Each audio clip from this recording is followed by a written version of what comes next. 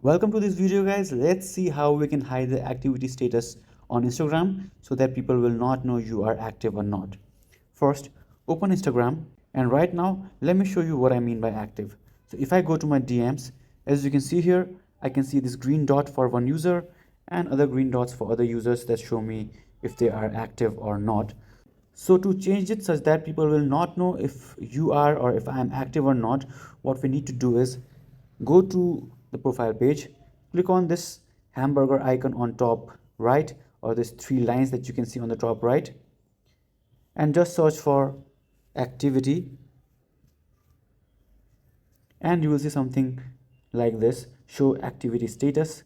Just click on it, and here you will see that this is enabled, so you can click on this to disable this. And now if you go back, as you can see, you cannot see people are active or not, and people will also not be able to see if you are active or not on Instagram. If you have any questions, let me know in the comments below.